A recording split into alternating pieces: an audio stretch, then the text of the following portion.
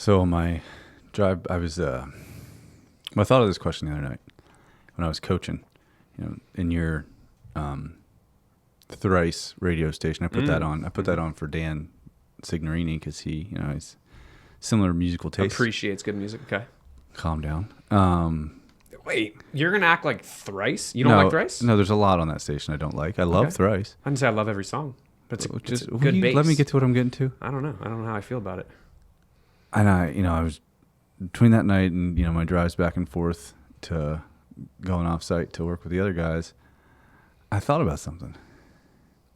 If you had to put a percentage on how much emo you still are, what percentage do you think it would be? Because you can't say 0. 20? You think you're 20%? Not even. Emo? At the peak of your emo, what do you think you were? Ooh. Pretty emo, bro. Freshman year of college at Harrisburg area community college when I was thinking that I was going to go to school. Well, I was going to school for sound production. Outside of like the 100%. outside of depression and suicidal thoughts, which would have you at 100. I don't think that's in conjunction with other things. I'm not just saying depression and suicidal thoughts makes you emo, but those are, I think, necessary. You have to be very sad to be truly emo. So take away all the sadness.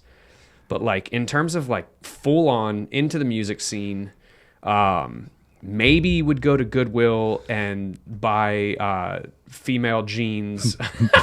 Did you really?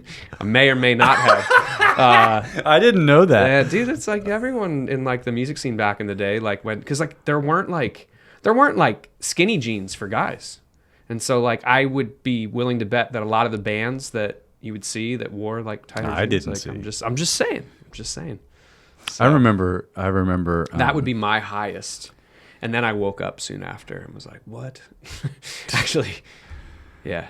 I think then I really went all in on lifting, and I was like, "That was a dumb phase." But the music stuff, I don't regret it. You know what so I'm going to say 2 things. The first thing I'm going to say is You only get 2, so make them good. No, they always are. You know why people listen to the show. It's me. I forgot to have the camera pointing at you. I'm sorry.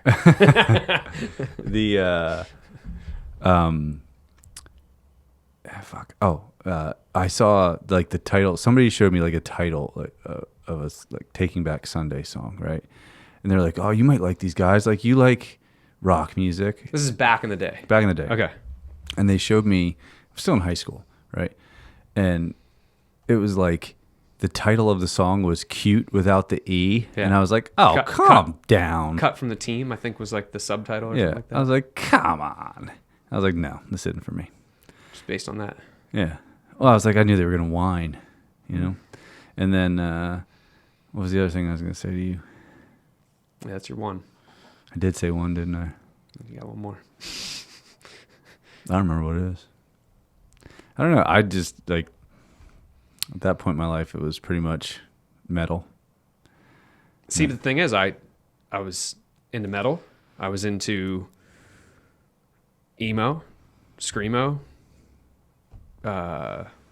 blues. Because like if I was gonna sit down and look at like guitar, like yeah, no, like. But you did have a hair swoop, if we're honest. Like you had. I wish I did. Chris, I've seen the picture. Define hair swoop. I had long hair. You had like a swoopy. It was like you took a selfie before like selfies, a mirror selfie before like selfies were a thing. True. Yeah. And you had like the swoopy bangs with a digital camera, mind you. I understand. Not even a cell phone. No, I know because cell phones didn't do that. Dude, we can find that picture and make it the picture for this episode. I think we absolutely should. I think I might have that picture on my phone. I have that picture. I do have that picture on my phone because it's a fantastic picture. Yeah, it's not that, but it is. Yeah, right. You look at it. Why else do you have it? It is so I can use it to show people. That's funny because you've just kept it for yourself all these years to use against you. It wouldn't be using it against me. They'd be like, "My God, that guy's good looking." And then you'd show him now, be like, "Whoa, he aged." This was in my phase of life where I stood on the front porch of Hollister and greeted shoppers as they were coming in. So to give you a visual on like I hate that. Although I'm wearing an Abercrombie sweatshirt in that picture. I'll tell you what though, I walked into Hollister like once, and this was late high school, maybe early college, because I was like, okay. Did you like girls back then? Not as much as I do now. All right, good, honest answer. All right, but I walked in. No, I like girls. I just was not like, that wasn't. God, it was the best. That was the best Dude, job. I get it. I get what you're saying. I'm following you. But I walked in, right? All right. And first of all, like, the first thing I noticed, the place steals your senses. Oh, because they have. You can't see. Yeah. All you smell is their goddamn perfume or cologne. Part of the opening checklist is walking around and spraying it, and the goal is that you can smell it from anywhere in the mall. And But you yeah. can't hear. So, like, Yeah, really loud music. 3 of your Pretty good senses music, though. are just gone. I don't know about anymore, but back then. Just gone. Yeah. And so then I went and I picked up, and I've been about the same size since I was 18 years old. And I went in and picked up what was supposed to be an extra large T-shirt, and it looked like it would have fit me when I was 13. Probably it's the equivalent of a medium. And I was like, what is this place? And then I left. Yeah. And that was my experience with Hollister. Adds up. There's a documentary on Netflix called, I think it's called White Hot America or something like that. And It sounds like should be my memoir, honestly. There'd be a red in there, but Yeah, Red Hot American Summer. That's good. It's a good movie. But anyways, it's Wet Hot American it's Summer. about Abercrombie, but almost everything they're saying in that is true of my experience of working at Hollister as well, in terms of like things that are like, at the time you're just like, okay, but like now, like reflecting on it, you're like, holy crap, that was like, it's What bad. do you mean? Real Like- bad. Oh, like, okay, so the Just like- documentary gets into how like well, I'm not talking about the racial stuff because I was there after that. So basically, like Abercrombie got in trouble. The documentary goes into how they got in trouble in literal like lawsuit type stuff, and then they did things like, oh, we're a different company now. But where they used to have, this is not what I experienced, but I'm going to start with this. They had a brand book. Okay, now imagine the brand book being like, we hire people with hairstyles like this, and it's like a suave, like slicked over, like surfer, blonde hair, like surfer looking guy. That's mostly how I've looked for most of my life. Exactly. Right. And then it said, not this. And it was a picture of a dude with dreads. Oh, goodness. Okay. So it was basically like, we hire white people, not black people, like just outright in this book. Jesus Christ. And if you go back to like old Abercrombie, you'd be like, yeah, adds up. Like, look at all their branding. And then they got in trouble, and they did way more than that. They had all of these like shirts with like, it was like they were all like Chinese food or like Asian business, like, and it was just like play on words, like totally inappropriate, like trying to be funny, whatever. But then like in the documentary they talk about how like super racist. Yeah. Define racist. I don't know, like questionable, very, very questionable judgment that tons of people should have spoken up and like, hey, we probably shouldn't. This isn't good. Yeah. But you're also like, whatever year that was, very early 2000s, it just wasn't the cancel culture that it was. And I think people were just like throwing more shit at the wall, be like, yeah, this is probably cool, right? And then people were like, yeah, probably. But there was that. But the stuff that I did experience was then like outwardly being like, like, yeah, we'll hire you, but you have to stay in the stockroom. Like, you need to. You saw that? Oh, for sure. Yeah. Like people would come in and be like, can I work on the floor today? They're like, unfortunately. And they never tell you outright, like, you're always going to be in the stockroom. But they'd be like, we're totally covered on the floor today. We're going to have you in the back folding clothes. We think you're ugly. Bingo. Yeah. And I was there once when a regional manager came in, saw someone out front, and he was like, you work here? And, whatever. They were like, yeah. And they're like, okay. And they walked to the back and they grabbed the manager and they were like, why isn't that person working in the stockroom? And then they pulled them into the back. And I know that because of people were then talking about it later. Like, so that person had to have known. And it's just like, yeah. It's brutal. Pretty bad. Yeah. Pretty bad. It's not nice. But all that to say, being there as a single guy working in the mall when malls were popular, like, I'm not saying Hollister was like the coolest store. Yeah, but you were also like 142 pounds then, so you could fit their clothes, and you also just admitted to buying girls' jeans. This was after that, I think. Yeah, fairly certain this was after that. Yeah. Yeah. So anyways, very fun period. You got to fix your mic. You got to. What's wrong with my mic? You're not getting into it enough. You want me to get into it? I do. I feel like when it's way up. There you go. Now you're good. All right. There you like go. There. All right. That's much better. You sound Cool. better. Yeah. So that's what you want to talk about? Well, I wanted to check in on what you're still at 20% email. So No.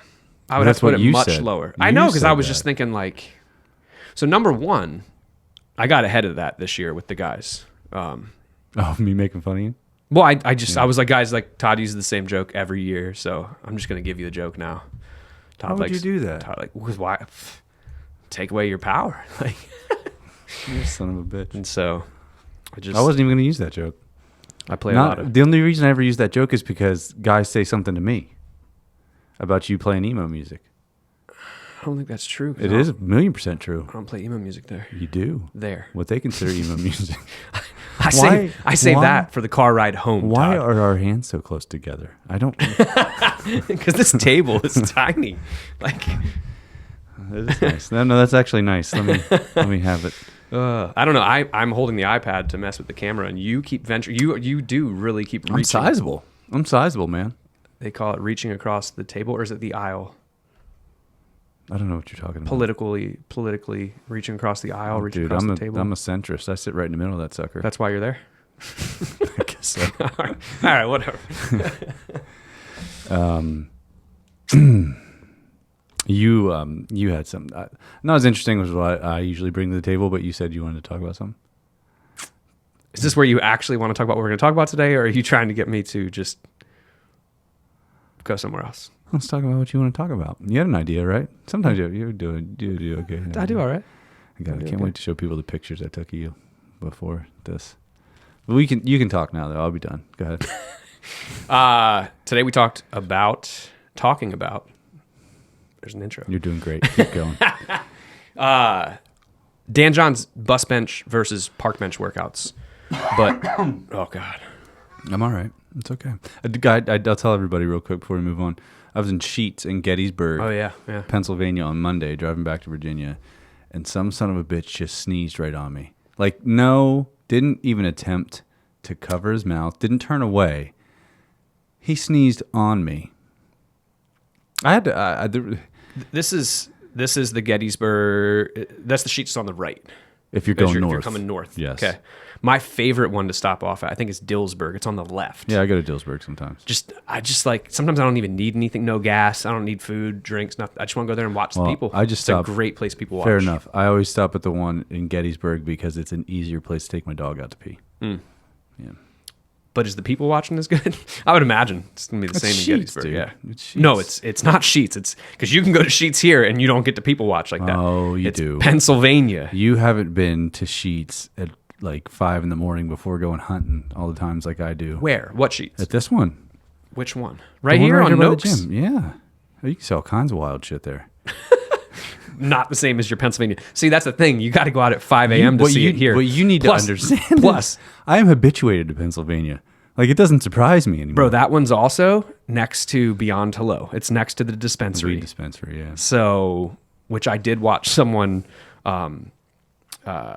head in park in the parallel parking there, and I was like, they probably They're high they probably have enough. You don't need to get any more. You don't need to re-up, or that was like the end of their stash. I don't know, but I don't know. I don't. Devil's lettuce hidden for me. maybe not today. Maybe one day we'll grace listeners with your I have some stories. your oils. I have and some flying stories. Yeah. story. I have some stories. Yeah. Good. All right. Let's go on. Park So- bench. So no, I mean, I don't know. Would it make sense to talk about the weird crap I've been experiencing, or just go into this from a general? Either way, I don't think it matters. Whatever you want to do. We'll go general, and then maybe some of that'll make sense come up. If we can. So I feel like we've talked about this at some level before, but the idea of bus bench versus park bench workouts. So it's a concept that the analogy, at least, was introduced to us by Dan John. And he was saying the difference of like a bench is a bench, right? But where that bench is located leads to very different behaviors and states and feelings that you're in while you're on that bench. So if a bench is situated at a bus stop and you're waiting for the for the 2:00 bus to make it to your 2:30 interview, and it's 2:01 and the bus isn't there, you're starting to get a little nervous. 2:05, starting to freak out. 2:10, you're like thinking, I'm not getting this job. It's going to have all these super negative ramifications potentially for your life, right? Same bench, put it in a park. And now it's like a still seated, but you're just sitting back watching some squirrels, some birds, people watching, whatever. So it's just this idea that like you can do the same thing, sit on a bench, but depending on the environment and the expectations, you can be in a very different state as you sit on that bench. Right. So he used that as an analogy to talk about working out and how we can work out.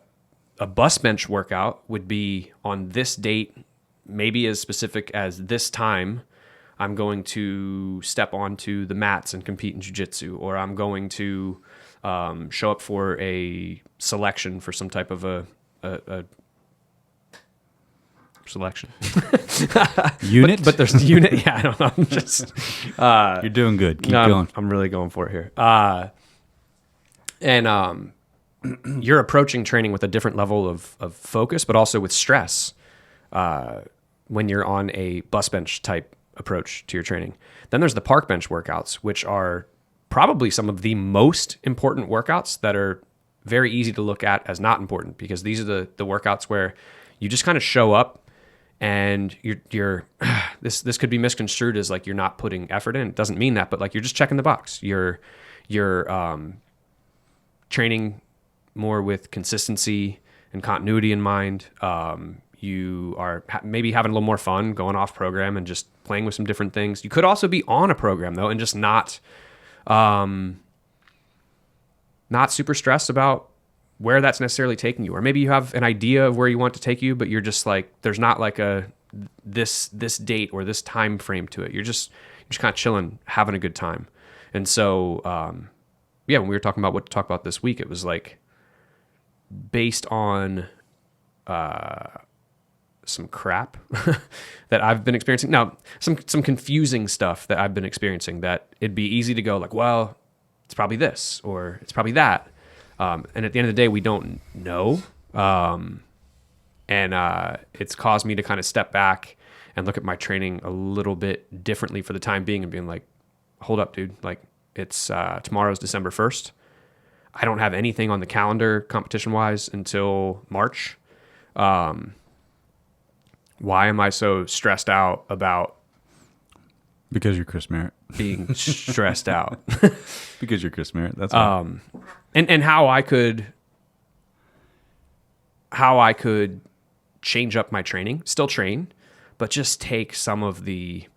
And what's weird is like I don't feel stressed about training. Like when I was training up for this 50 miler that I just wasn't able to do that I was just training for and wasn't able to do due to being sick. I wouldn't say like I was mentally stressed during that training up. It's not like I'm like, I don't want to go, but you're just training with so much more intensity and volume getting ready for something like that. And when that fell through for me and I felt like I'm good enough to resume, might as well get back to the same, which I didn't, but like might as well get back to the same volume and intensity. And whether it's that I wasn't really over being sick, or maybe the medications that I took having some different effects on things, or too much, too fast after being sick, whatever, like my HRV just the bed real bad. And then has been kind of like stuck low. And I've gotten it to come up on some different days, but then I've probably made some poor decisions, being like, oh, it's coming back, like let's go. And that was stressing me out. I think it would be safe to say is stressing me out, but I think just in the last like couple to a few, not your couple few, but couple few. It's a hyphenated word. Couple few days, which is 2 to 3 days. Exactly right. Couple few. I've just kind of been like, whatever, like not going to play the same game. Like let's play and have fun and spend the rest of the year just. I'm not saying I'm not paying attention because this is not the norm for me. The first thing I do every morning I thought right now. I thought of a question that I have for you. Well, I'll say that the first thing I do every morning right now, which is not the norm, and it's something I maybe should stop doing, but now it's kind of become a game, is I do check my HRV before I'm even out of bed, which I never. I always do. It Never do. It doesn't affect me mentally that much, but I don't know if it affects me mentally, but like when I'm in an actual train up, I look because I'm like, unless it was crazy different, like right now, like I'm having crazy lows, like I would make a change due to these if I was in a train up, but I never ever had drop offs like this in a train up. So I just got to a point where I was like, it's always going to be between this and this.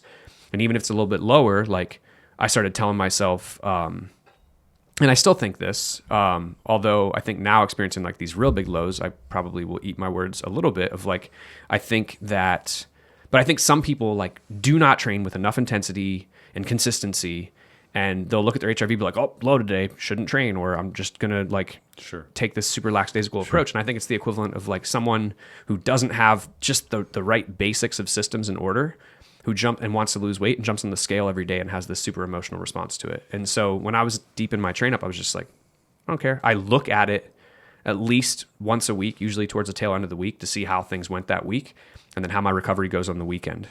And then maybe I'll look at adjusting some stuff going into the next week, but I wasn't experiencing anything like this. So, yeah. If you didn't know your HRV, do you think that you would, I know you said on your longer runs maybe you had some indications, but like other than that, if you didn't know your HRV, would you feel like you needed to change anything? Would you feel the way that you feel right now if you had no idea? Go back to 2015, Chris, before you got into any of that kind of stuff. Well, probably farther back than that, because I was doing HRV stuff back then. I started doing HRV in 2013. Okay, so go to 2012, Chris. Because when I started, also different because we were a lot younger, but it's, you know what I mean. Just take the age. Would you behave differently? Would I behave differently? Wait, hang on. Would you know? Would you know there was an issue?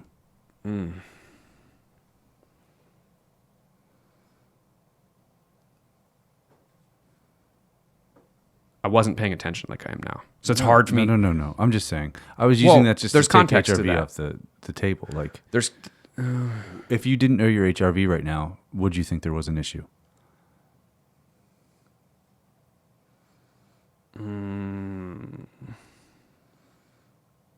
Maybe it's so hard to, maybe not. And here's why it's hard to answer is because do I now sense levels of fatigue or certain things because I know that my HRV has been like depressed for weeks? Or do I know that my HRV has been depressed and I feel these things? You know what I mean? Like, but I waking up in the morning. Let's just say waking up in the morning. No. I've been shocked. I've been shocked, but then, and it's like chicken or the egg, like, but then I do notice, some things, but like what would not, what I absolutely would notice. And I don't think that could there be a psychological component to this? Yes. But the biggest thing that I've noticed is going back into running, like today, I went out for an hour ruck with 35 pounds on my back. Didn't push hard, but it was like a 15:06 average mile for just over 4 miles. And my average heart rate was 109. And I got into like, I think the upper 130s or maybe low 140s on like a really steep hill at one point, which is like, I think to be expected with like the pacing and the terrain that I was on at that time. But point being, super easy. That was an hour. My heart rate didn't like have, what's the word I'm looking for? Is it cardiac drift? Cardiac drift. I did not Didn't experience any of that. But what I've been experiencing since getting sick, and when I go back out for runs, I can go do an easy, like a super easy run, not at the same paces, although I think that's to be expected after 2 weeks on the couch, and then just not running with the same frequency and duration that I was. But if I go do a super easy run for like 30 minutes, I'm mostly fine. I keep my heart rate real low. My pacing's not there. But if I go out for an hour, probably at about the 30, 35 minute mark, keeping my intensity at the same, I start to have like this cardiac drift that like, I don't feel it at all. It's not like I feel my, I wouldn't say my RPE is all of a sudden climbing up.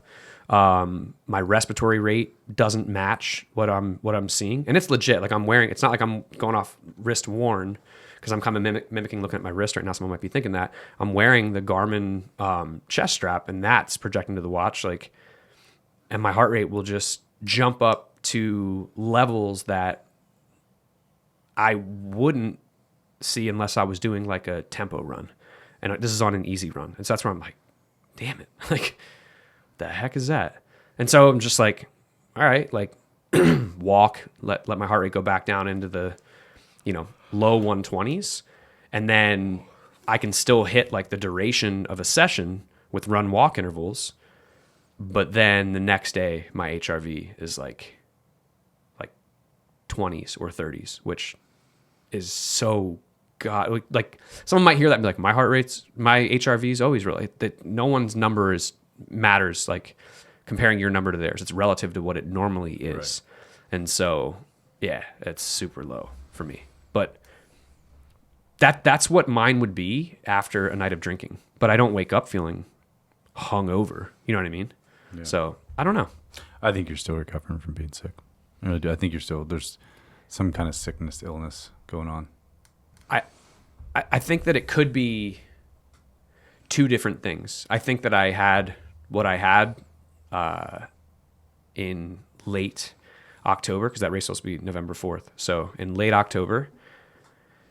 And then during the week of Thanksgiving, and it's funny, that was just last week, but already I'm like, what was I experiencing? I don't remember what it was, but like gastrointestinal, like not like, just like, I know what it was.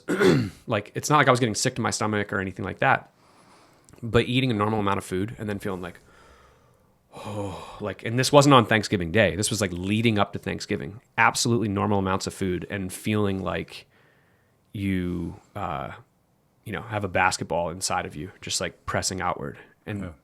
It's like, what? So I dealt with that then. And so I just, maybe that was still something lingering from before, but those symptoms don't even remotely match. So as someone that like previous to this, like does not get sick. The last time I was sick was a couple years ago with COVID. Maybe I just finally got sick twice back to back, and then I'm dealing with that. I don't know. Yeah. Well, you might. I think that one of the things that you have to consider is that you're weak. Would you like to compete in something? Sure. What do you want to do? What would you like to compete in? Not feeling sick. Ah, fuck. Yeah. So, I mean, I don't want to just do an episode like diving into my problems. Sounds like that's what we're doing. Emo Chris, sick Chris. No. But it got me thinking of like, there's a few things. This is a time where it would be very easy to just go, which I can't do. Which maybe someone would be like, there's a problem there. I can't just not train. Like, I don't have to train. Have to is a strong word, but like, I want to train. I enjoy training. And so for me, it's looking at it, and I spent from August of 2022 in prep for Georgia Death Race. Did that in March. And then after that, it's like little things, but where I was still challenging myself. We did the kettlebell mile. And so I did a little bit of training getting ready for that. And then I was like, I followed the gym training here, But I really went all in. I'm like, all right, I want my lower body strength back. So like I would say that was more of a park bench because I didn't have like a date for anything, but I still trained pretty intensely. And then I came right out of that block of training and was like, all right, now that we're done with that, I'm going to start my prep for the Mountain Masochist 50 miler. And so then I went right into bus bench, like prep for whatever that would have been 16 weeks. And it was in the final 2 weeks, which should have been my taper. The wheels came off. And so then when that didn't happen, I need something else. Right? And so I committed to, commit is a weird word, but I told you guys, I'm going to do this. And so I immediately started doing I think I honestly very intense things. I have this is I guess conjecture, but I still think you had a steep increase in training volume starting in August 2022 and then like came to like I think you're still dealing with that. Like I think that's the like you cuz your HRV score started to drop when you had that steep increase. Yep. I think you're still on that curve. They came back from that, but yeah. Not the whole way though, did they? Not in April, but then May, June, in the beginning of July they were. Okay. Yeah. Back up. And then they were pretty good, but they were lower when I started the 50 miler prep again in July. July, August. But they didn't have like a downward continuous downward trend. Like they were in a good, manageable place. What do people use as markers as immune function? I can't think of it off the top of my head. Like how would someone measure your immune function? Like white blood cell count, stuff like that. I mean, I'm just curious if this is somewhat immunosuppressive for you, and you're still kind of dealing with that. Where is... I wonder, hopefully I'm logged in. I did Inside Tracker. No, the Chinese have your data. In. Yeah, I know, right? Yeah. Ooh. You're a traitor. I'm not logged in, but the things that were off were vitamin D and sex hormone binding globulin. That makes a lot of sense. Yeah. Those were the only two things that were off. And I remember having Jordan, we were messaging one day where he was asking about different things. And there's some things that he asked about that was, I just said it. What was it that I used? Inside Tracker. Yeah. Inside Tracker has since added that they didn't have the last time I did it. So I should do another one of those coming up. Although now like the competitive part of me is like, get well first. It's a lot of money. But yeah, I have another credit already paid for that. So yeah, I mean, I don't know. I mean, let's keep talking about you. I mean, yeah. No, where I want to go with this is like, it doesn't have to be sickness, but like there's times where you're like on fire for like a very clear goal that you are going after with intensity. And then afterwards you have like that, now what, right? And the best thing that you can do is shift to more of a park bench, like just enjoy training. Like what can you do to make it fun? How can you like, maybe you don't do certain aspects of like where it's like, all right, like, it's easy to do these things, whatever these things may be. I'm being vague because they're different things for different people. When something's on the line, right? Like if I don't have something lined up, although I mean what we did today is kind of close to it. Like I'm not just gonna be like, I'm going to do VO2 max intervals today. I don't know. Like, or at least not consistently like a 3-week build, right? But how do you stay consistent after either getting to a goal or getting sick and then trying to get back in your groove? That's another thing is like one of the biggest killers of consistency that we see with folks is like, it's pretty hard for some people to go on vacation and then come back and get back into their routine, and so I think it's different, but there's some parallels with this, where it's like maybe they're setting some minimums, like even at like things are crazy in your life, like I still commit to doing. You redefine success. So, yeah. Just shrink it and redefine it. Yeah. No, I think that's one of the biggest things that people can do that they don't realize. So, yeah, because they're, I think we all get trained to think that if we can't do the whole thing, it's not worth doing anything. Where if like you look at your program for the day and you're like, oh, I don't have time to do all this. So you're like, well, what's the point? Yeah. And well, there is, like, doing anything is going to be better because consistency and momentum are the highest drivers of change, and so doing something is always going to be better than nothing. It doesn't matter because, psychologically you feel different. You still maintain some level of fitness, even if you do that.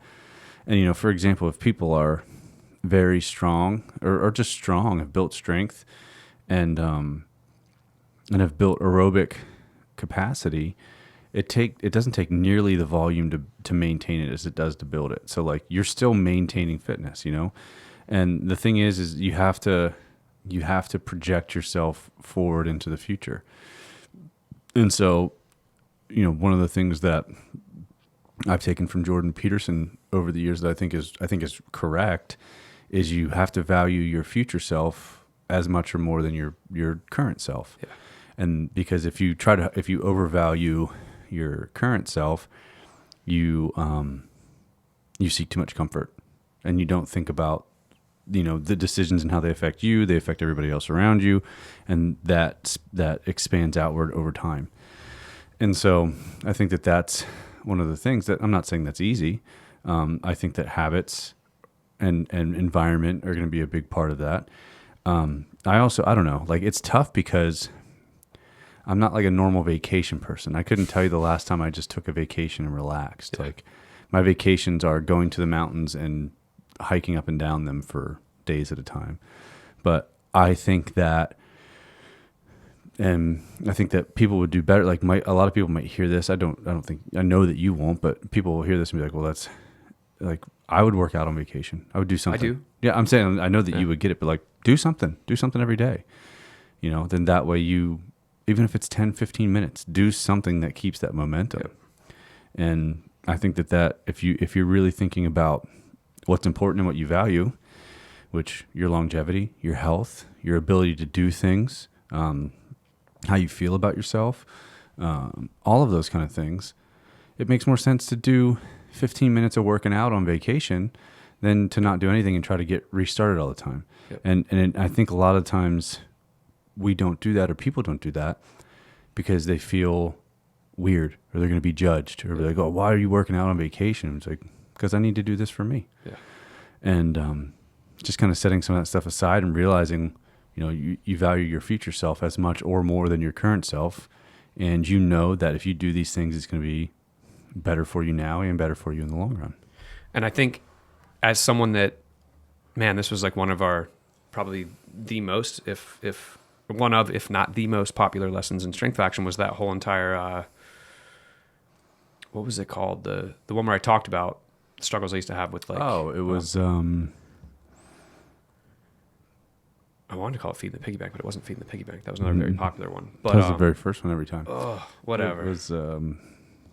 I don't remember. But point being is like I talked about how the problem was that I would be worse off because I intended to work out on vacation, and then I would leave the kettlebells, the whatever we brought, the TRX, I would leave it in the trunk the whole week, and then that would be in the back of my mind the whole time. And one of the things that I did was reflect on like, well, why is that? Like, how could I make this easier, better, what have you?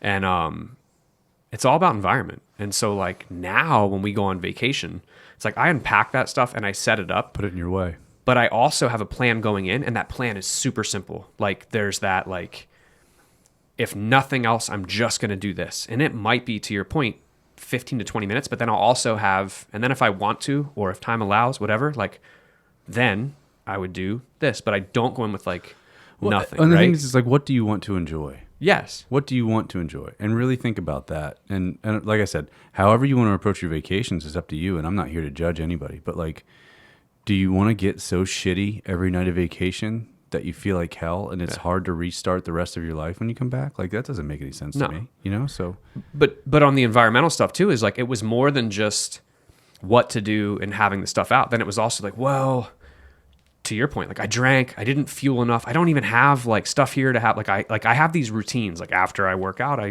make like, like I make my shake and stuff. The guys were making fun of you, by the way. I'll tell you. About what? Well, we'll get back to that. But I would, now it's like, it's so simple just to be like, I can still do all of the fun things that I want to do, and then, but have my routine set. Like, when we get there, like, okay, like hitting the grocery store, getting, whatever, the frozen fruit, and like the different things I want for a shake. And once I had the environment set, it was that much easier to work out. And it's not like, again, it doesn't mean that I'm like disappearing on vacation for tons of time, but then I'm more present and having a better time once I do those things. Like, so. Yeah. What was or you could be like me and be like, well, I'll just eat a couple gummy bears and then I'll work out. Fuck it, let's party. Oh, they're making fun of you about your lunchbox. Nope. Your sleep, about how, like, oh, you want the 10-hour sleep thing because and they were like, you're in bed for 10 hours, like, how do you get I'm not in bed for 10 hours? And they were just like, I was like, they were just making fun of you for like, how does he do? I was like, God, he goes to bed at like 6:30. Yeah, no, I go to bed at 5.